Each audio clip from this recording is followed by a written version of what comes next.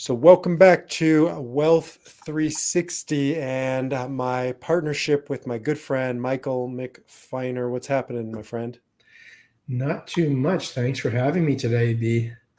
Thanks for joining me in this important conversation. We're going to explore Enneagram 5. We'll get into that in a second, but we're also going to be doing some fun stuff after we finish this recording. Michael and I are both big fans of Ted Lasso. So this is a little teaser for our fan base. We're going to do serious stuff, but we're going to also do some fun stuff. I'm looking forward to that one too. No, that one's fun, and you promised me we'd also do one on Yellowstone, right? Yeah, you want a primer on crazy Enneagram 8 Beth Dutton. So we'll get into Yes, that. please, Um, please. Yes, it takes one to know one, right? And I'm an 8. So, That's why I thought it'd be perfect for you to give insight into the current season for Beth. so I think it's fun to mix it up like that because you can learn. I mean, Enneagram it's real life. It's how we live our lives. And so I find that if you watch TV shows or movies and you can use this, it really deepens your experience of the Enneagram. So good way to learn. Yeah, and I think it's a great way to remember, who's Absolutely. what. It's a great picture's worth 1,000 words. And that's why throughout my program, for anybody who engages at Defy Your Number, I've got tons and tons of real time stuff. I've got movie characters, movies. I've got music genres of each type, and just really some good stuff because it should be serious and help you make better investments, which is what we'll get into. But it also is just it's how you navigate life and taking back the reins of your life. Now, you've been able to apply the Enneagram to just about anything at this point. Yeah, it is. It's applicable. So, if for anybody listening who didn't listen to my previous podcast without my good friend Michael, I talked about the Enneagram 5. So every week I'm trying to do a general kind of primer of the Enneagram type. And then my partnership with Mick formally around the Enneagram revolves around what we call Wealth 360, which is taking that particular Enneagram type and looking at it through the lens of, well, Michael's expertise of money, finance, investment, all things financial. And so that's what we're going to do here. We're going to continue our journey. We began it 5 weeks ago with Enneagram 1. We've been marching through, and now we are up to the 5. So when I say Enneagram 5, who are we talking about, my friend? These tend to be people who are thinkers. They, I think, tend to be people who reflect a lot, who analyze, or just you might think of them as intellectuals potentially, or people who ponder subjects analytically. They're not necessarily very emotional people. So that's why there are different names and different systems. That's why we say the number, because the name can change, but the number is always representative of what Michael's describing. Sometimes I call it in my system the investigator. I could have just as easily called it the thinker. Well, that's a little misleading because everybody thinks, but like Michael's saying, not fives navigate the world first and foremost through analytical processing versus emotional. There's other types that are more emotional based. Last week's conversation, Enneagram 4 is the ultimate emotional emoting type. Right next door, Enneagram 5 is the ultimate thinking type. And so that's absolutely right. It's also why they're both on the bottom of the Enneagram. Is if any of you are watching, you don't have to be watching, but I'm pointing to the Enneagram.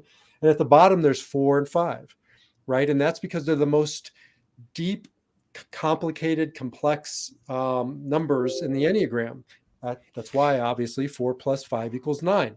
They're a counterbalance to the 9, which is on the top, 9 being the peacemaker, the easygoing, the lighter version. And then down below, you have the sort of the shadow side of the Enneagram. And one is not better than the other. We need access to both, but 5s really help us go into the depths of thinking and analysis. Anything else we want to add big picture to the 5? I like to think of these as the professorial types, just Mm. that I think everyone can relate to. A lot of the Enneagram sometimes it's tough to identify people, as we've discussed, like sixes and other things, but a five's a five. When you see a five, you kind of know a five. That's right.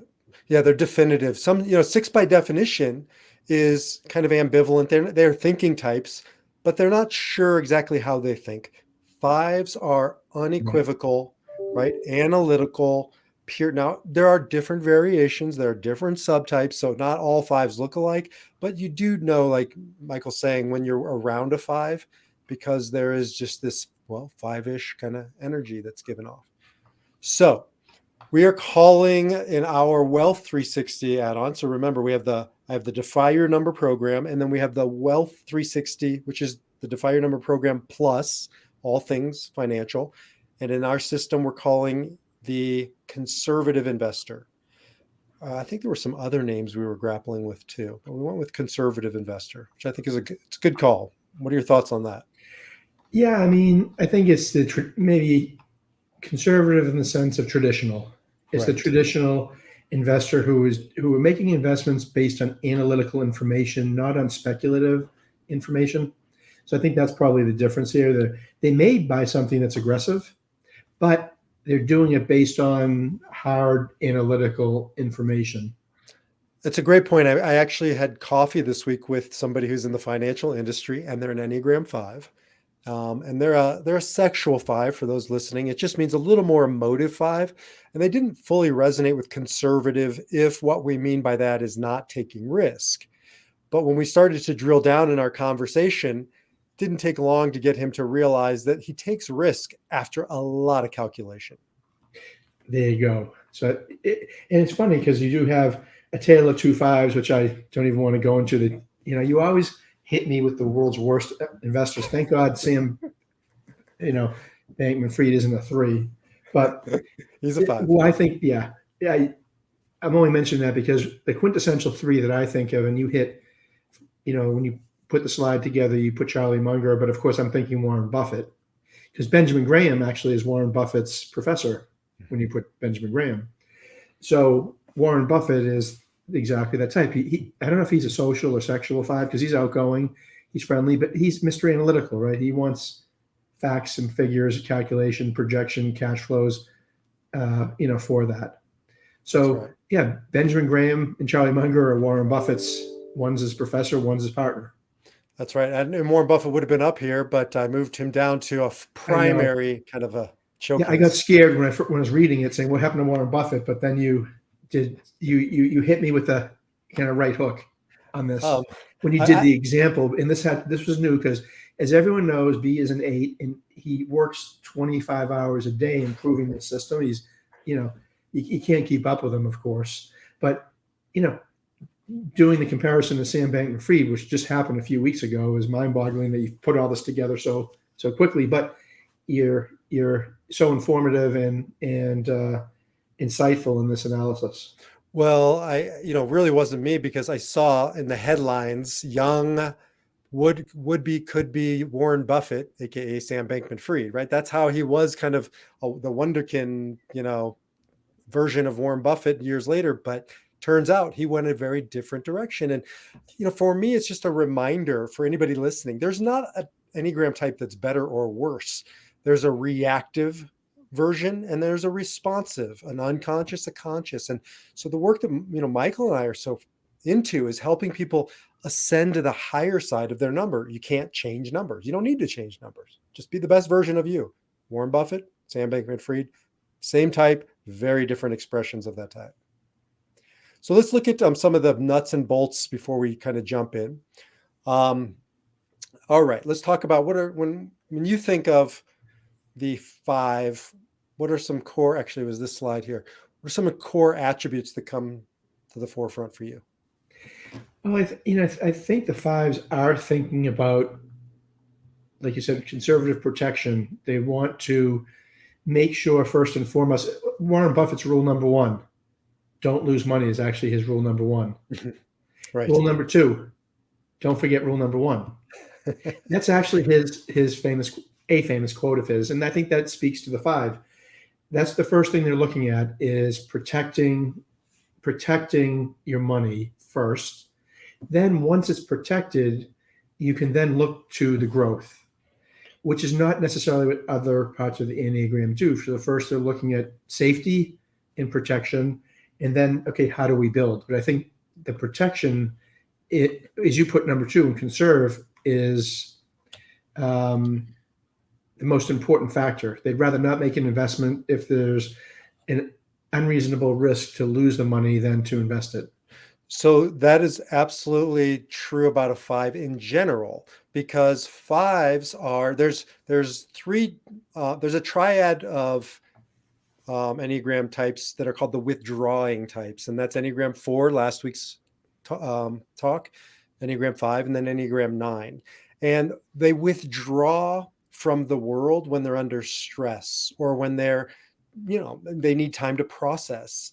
They need time. So they conserve in the sense of conserving, pulling back, right? Not conservative in politics, although I would be interested to know that, because I imagine fives are more conservative in their political views.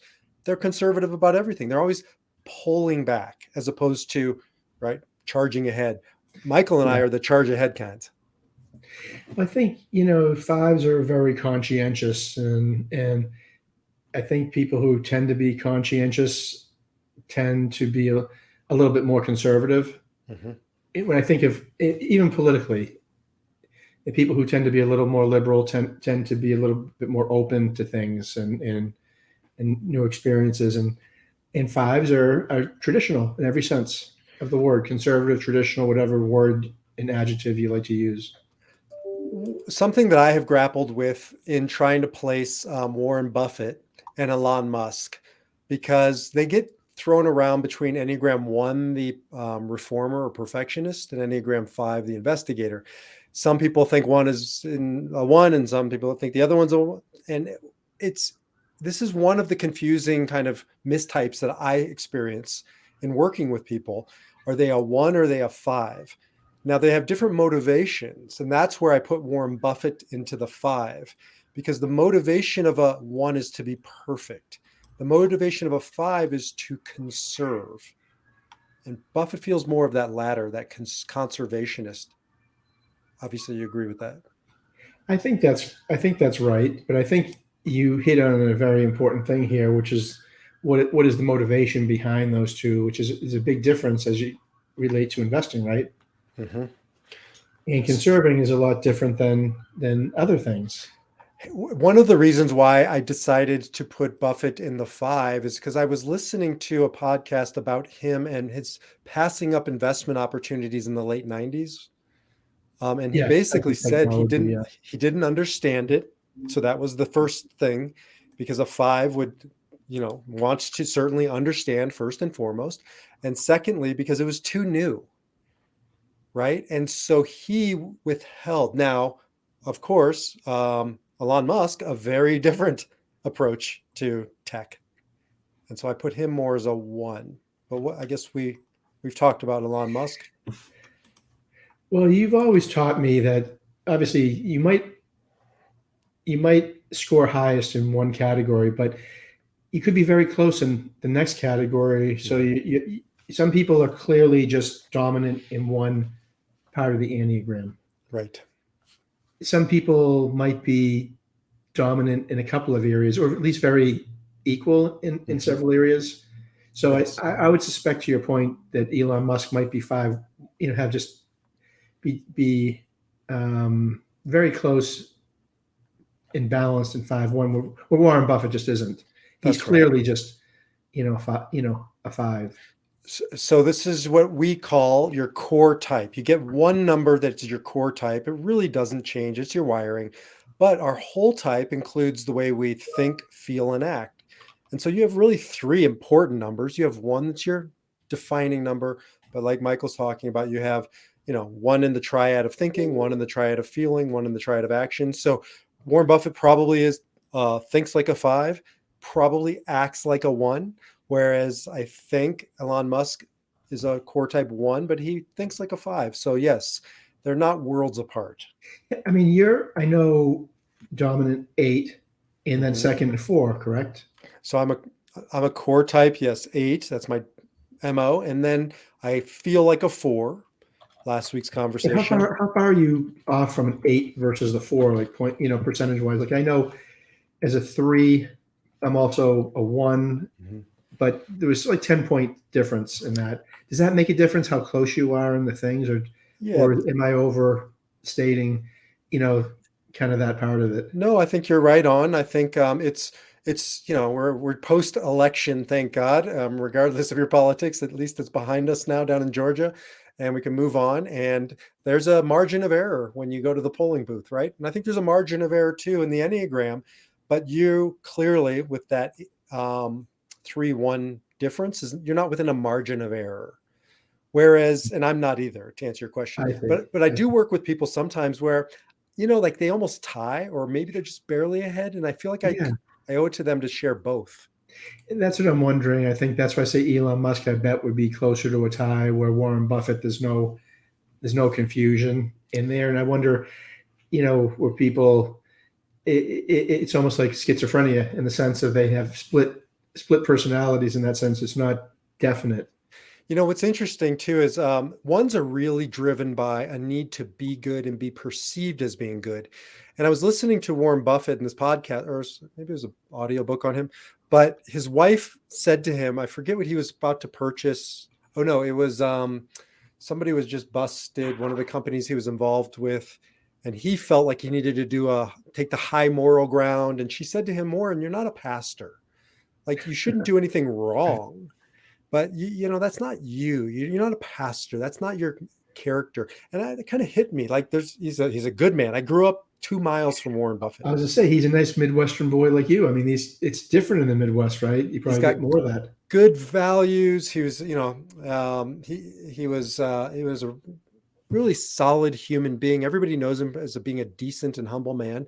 But at the end of the day, I was listening to this podcast, and some of the things reminded me he wasn't a one, not a bad guy, a good guy, but not a not a one. I don't know. So let's not, we don't get too hung up. This isn't the Warren No, but Buffett it is podcast. interesting to know you really have, as you said before, that is an area where you may be dominant in, but you have pieces of the other areas in you, and it depends on how you stretch that elastic to fit in there. And some are more prominent than others. Like I know my lowest is a 9, and Right. my highest is a 3. Shocking. This is a newsflash. Right, but you know, and to that point, I know that my 7, my 1, and my 8 are also a little bit more prominent for me. That's right. So that's why it's not about, what's your number and just kind of anchor Right. yourself to that number. It's all of these, they're all in you.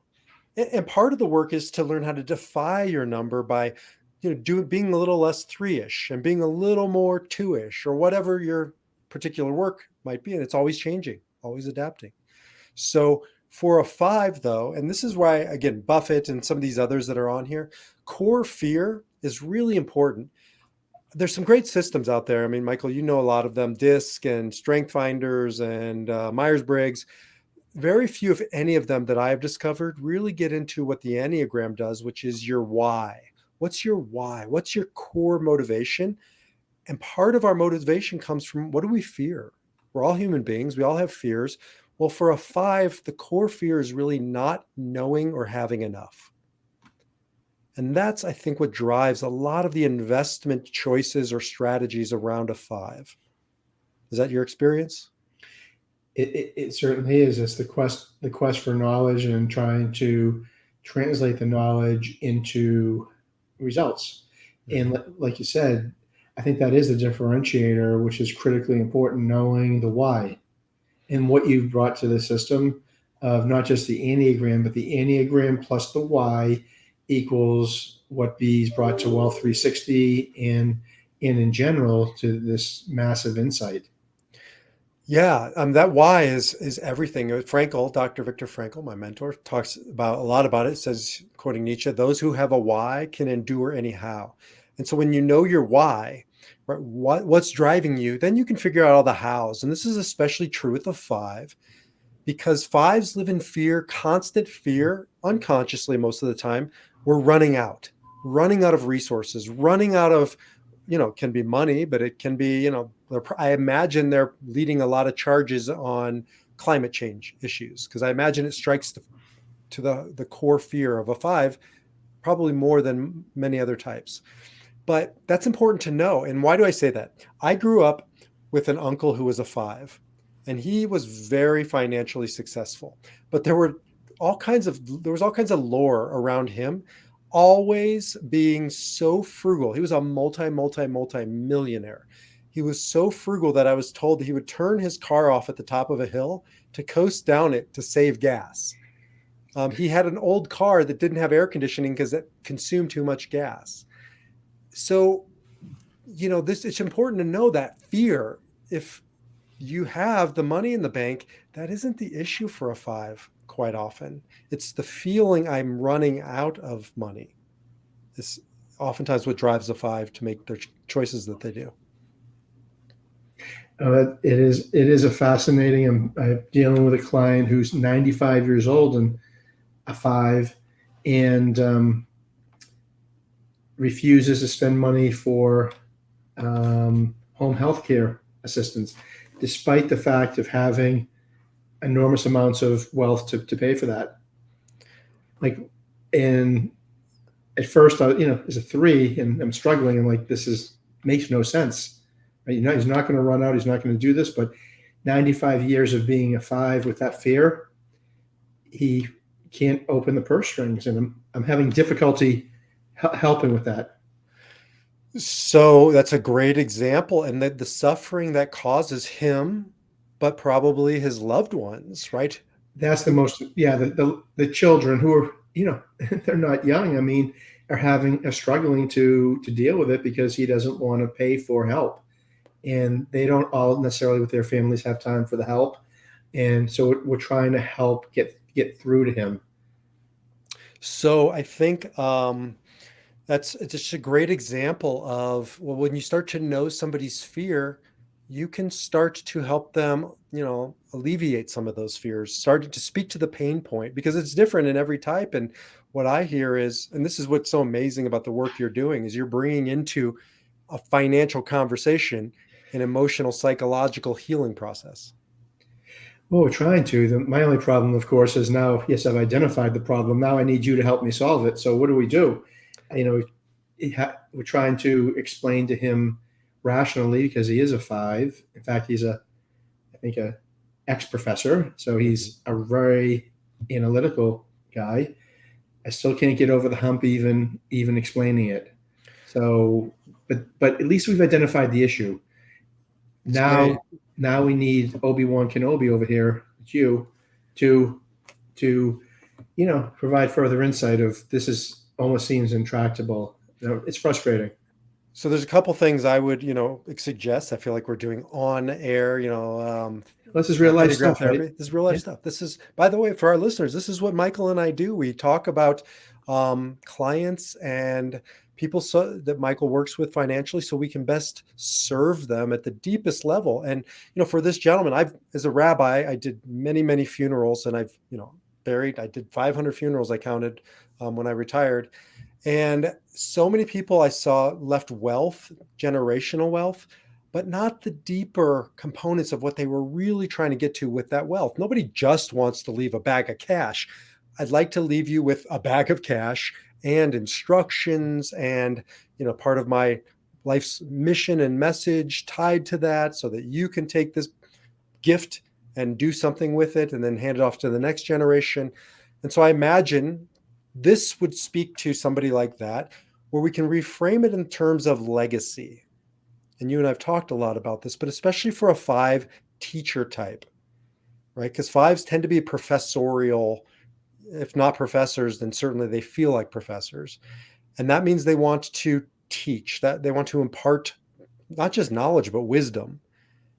And so I found that getting into legacy conversations about what's really being left behind, right? And Mhm. starting to tap in, as opposed to a head on emotional conversation. I don't sense that that's the way to go with a 95-year-old Enneagram 5. I would definitely agree in the latter part, right? That the emotional part's not going to have any impact. But I like the idea of talking legacy. One another way to think about this is um, just data, because I think it's interesting. Fives get very excited when I can show them the data behind the Enneagram. Like, Mm. we'll do a whole thing on it sometime where we take out your calculator and you can see this is all mathematics. Fives light up around that. threes tune out, but fives light up. And so I would break down some of this into economics, because if his children, right, really are struggling with how much time and resources can they allocate to take care of their dad, it's actually economically advantageous for them to pay somebody to come in, right? And speaking in his language, in his terms, about the economics of the situation for his children. So I think there are different ways to frame it. I would never have this conversation with last week's type, Enneagram 4, just like I would never have that conversation with this type. Well, I think that's where you've, like I said, developed something profound, because we're able to customize a particular problem set, and these are difficult problems; they're not easy issues, and help translating it into a language that is helpful. I'm not saying it'll solve everything with one solution, but it helps. It helps with a laser beam approach, right? Yeah, and especially with a type like a 5, because you shared with me a data point a while back, that just stuck with me. And it's when people are looking for a financial planner like Michael, I think the data said something like 85% of what they're looking for is non-financial, right? 15% or 5% or whatever it was is financial specific. Is that right? Well, yeah. As soon as I saw it. We were working on the system, and I was like, wow, B's really come across something here, that the behavioral finance part has completely superseded what we used to think of pure return on investment or pure mathematics, when that actually isn't the case anymore. It matters. They're table stakes, right? You have to perform decently for people to keep you. You can't perform badly. That's not the issue. But is that what they're really concerned about? And the answer was no. And I was shocked you weren't, right? You knew the answer before I did, but I was stunned that it was that high, and that was the issue. And it's changed our approach to dealing with things. Why we're So here. So, I would have guessed, though, at least I would have, if I hadn't thought it through, I would have said at least an Enneagram 5, that probably isn't true. They're probably looking for traditional ROI. They probably want to see your return on your portfolio. And I think that would be true at first blush with a 5. But what I hear when you're talking about this gentleman is, the pain and suffering behind those numbers. If you're 95, if you can't have any self care, wellness involved in the conversation, if you are going to deny yourself a good ending to this lifetime, right? There's a lot of pain and suffering in that I don't think is only data driven. Yeah, what you say is very interesting, because from the perspective of um, how you approach each Enneagram based on that statistic of 85%, it probably does make a difference if it's a 2 versus a 5. So you do have to moderate it. So I would agree that he would care more about the return on investment, where a 2 might not be concerned at all, as long as they feel comfortable that you're doing a decent job for them. So I tailor it both now with facts for a 5, which I've learned, with, like you said, these other insights, which I appreciate. Yes. And so I guess that's, as we start to kind of wrap up our Enneagram 5, the conservative investor, it isn't that there's a pure type where this is all analytics. This person, as an example, is a human being, and we have 3 ways of being in the world. We think, we feel, and we act. The question isn't, do you have all those? The question is, which is your first line of defense?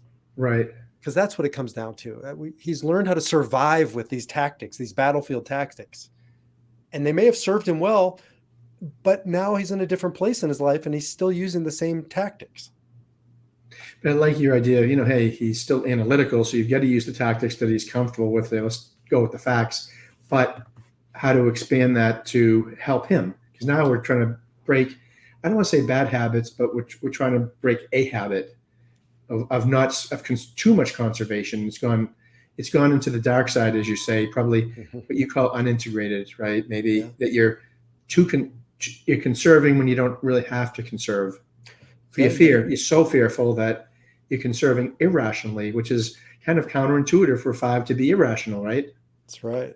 But that's where he's a human being, and it's not coming from his brain. It's coming from, something deeper, this core fear that we have to address in order to get him to release the grip. Here's a great teaching from the Talmud. It sticks with me, and I think about it quite often. Every baby infant is born into this world with fists clenched tight, screaming. And every corpse leaves this world with your palms open wide. There's no such thing as a corpse with a closed fist. And the goal of life is to learn how to open your hands before life opens them for you. Right. And so if we can help this gentleman leave this world with willingly opening his hands to give to himself, to give to his family by taking care of himself and so forth, it's just a much more beautiful, elegant use of the resources and way to be in this world and leave this world. I love that. I'll probably explain the Talmud analogy backwards or something, but I'll do my best. I'll have to re-listen to this when we're done. So I find this is true with fives, and my work with fives is to really help them to just let go and trust, have some faith and in the process and the people around them and the people that are tending to their, their medical health, but also their financial Yeah. well-being. So my sense is when fives have chosen a financial planner, as an example, they've done due diligence. They Oh, didn't just pick you out of the yellow pages. no, they're probably the most due diligence Exactly. So, potentially. so if I was working with somebody who's a five, I help them, whatever the issue is, get back to you made the best choice of, I'm certain that you would have and could have. Now you need to trust your financial planner. You need to trust your medical practitioners. You need to trust the people around you. And that's some of the work for a five is to leave the head and kind of come down to the heart. And that's specifically, challenging for a five, but they can do the work.